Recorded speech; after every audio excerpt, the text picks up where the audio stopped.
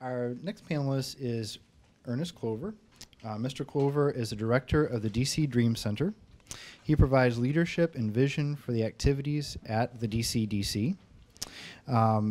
He actually had an internship on the Hill back in 2007.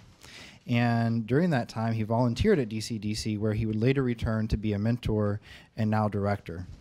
He earned his master's in international relations from the University of Denver, and he and his wife live in Prince George's County, Maryland, where they're raising their son, Dylan, and we're very excited to hear about some of the connections to the work that you're doing in the community.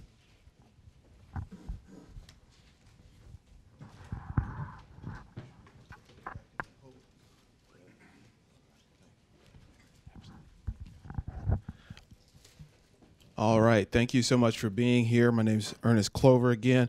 I had a little bit of blood rush. There's a hole in the floor here. My seat fell in, so I want you guys to maybe shake a hand of a neighbor, get your blood flowing too.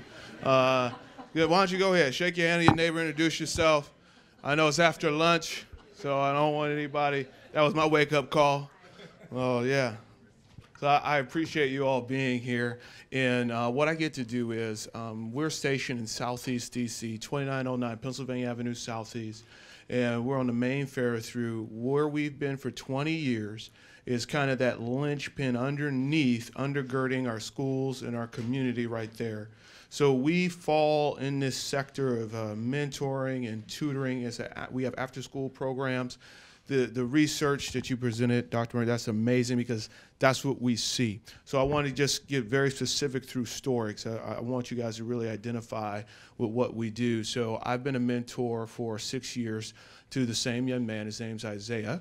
He is a senior at Anacostia High School. When I met him, he was 12 years old. He does suffer from ADHD. Now, this is the one thing in the community that we've seen. Community is splintered. And I want you just to remember the diagram that you so aptly showed us, is because you see all these, the Venn diagram and all those concentric circles. So one of the influences for our youth in our community isn't there. Right? It's just not there. So we're coming in and providing mentors. So that's what I get to do. And some of the things that I experienced in those early years were simple things. A lot of our youth in our community only experience dinner or food in general through carryout. So sitting down at a table and maybe having table manners wasn't something that was taught. Now, I know there is a generational gap with that grandma love, as you so aptly put, Eric. So they're like, oh, the kids ain't got no house manners. And it's like, well, who's going to teach them? No one's been here to teach them. So when I was with Isaiah, we went out to B. Smith's, used to be in Union Station in Lower Level. And the interesting thing is we order, and he said, they didn't take your money. I was like, yeah, because we place our order, then we eat, then we pay at the end. And it's those little things that I realize that as a mentor, we step into the gap to teach and bracket and put a little bit of a Band-Aid and some healing ointment on this wound that is the splinter of community where we are. Something else I would just like to share that we have seen is that it does take more than just one mentor. So while I was with Isaiah, my 10 hours a month, and I made a 1-year commitment, but obviously it's been 6 years now, there were also a group of men who came around me and him and them and their mentors and mentees as well, where we would tag team and be together with them. Because we realized that, A, we needed some support as men. Like, hey, did your mentee do this? Or am I just the crazy one? Or did I just do something wrong? And B, what did you do when said experience happened? And so that's some of my early experiences with the mentoring program. And I just want to a little bit transition into what I'm doing now in the leadership role at the Dream Center, is that literally I wish I could tell you guys something that the research being done and everything else has let us package something where we can do 1,000 kids at a time in a big conference hall, but it doesn't work that way. It's one person at a time. So one person at a time, the DC Dream Center wants to inspire and equip youth and adults to reach their God-given potential. So that's what we get to do now in my leadership role. So creating the programs that could come around this community to really help them cope with some of the fractures and the splinters that have happened. A number of our males in our community who are adult age, unfortunately, have some sort of hang-up or habit that is not conducive for them to be the male role models or the fathers that they should be. So we realize that while we work with the children, and again, I'll go to our after-school program, because perfect example, we have a young man there named CJ. I realize that when I work with CJ, he's at a school right down the street, Randall Elementary.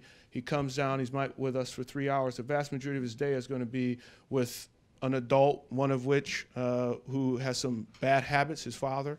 And it's like, well, that's where he's going to pick up a lot of this. So we realize that as a staff, that's what we're fighting against. And we realize that while CJ, and I love what you were saying, Eric, as well as Professor Murphy, Dr. Murphy, and Dr. Stacia, I love what you were showing with the brain, because we realize that as we try to work with CJ, it's like, okay, there's some cognitive delays. There were some bad decisions made by some adults that, for example, this year he wasn't in school for 4 months. There are also some other things that happened that just weren't right for CJ, but he is a collateral damage. So we realize that in our role, it's not to castigate or put him down, it's to build him up and to pull out those things that we see, that because there are leadership talents and there are things like that that we see, that we try to speak over our youth to encourage them in that, because unfortunately in their environment they won't have that. That is not the routine. And we see it up throughout, because like I said, Isaiah's 19 now. So we also work with high school age as well as young adults in their 20s, and we see these hang-ups and these issues still present.